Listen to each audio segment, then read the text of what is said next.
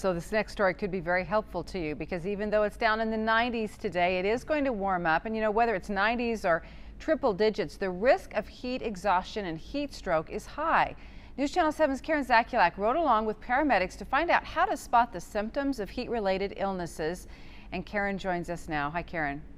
The Ada County paramedics tell us every year about this time when the temperatures jump up and stay up, their heat-related calls increase as well.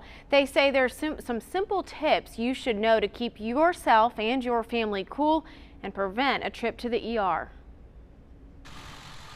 When paramedics respond to calls during hot summer months, they know there's a chance it could be related to heat. With the sun out and the temperatures up, the danger of heat exhaustion and even heat stroke is high. It is a true medical emergency. If untreated, it can be fatal.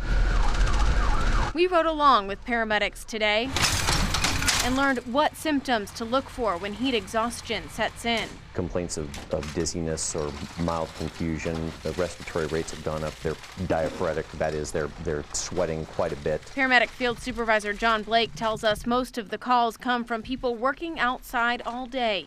He says the best advice is to take plenty of breaks in the shade and drink plenty of water, and wants to remind everyone that heat-related illness can hit even when temperatures are in the 80s or 90s.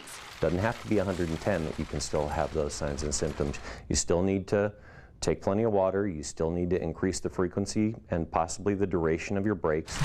Blake says it gets even more serious when heat exhaustion reaches heat stroke and patients stop sweating and their behavior changes. He says the best way to prevent either condition, be aware of the symptoms. Stay hydrated well before you go out. Take the water with you and decide whether you even need to be there, whether you even need to be outside. Blake says the number of heat-related calls varies each day. He says whether you or someone you know is experiencing either heat exhaustion or heat stroke, it's a good idea to just go ahead and call 911 and get that person into the shade as quickly as possible. Dee. All right, and Karen, I know some of the other advice you heard today is something that we should remember. We should all be drinking at least 64 ounces of water each day. And if you can, you should avoid working outside in the middle of the day when that sun is so searing.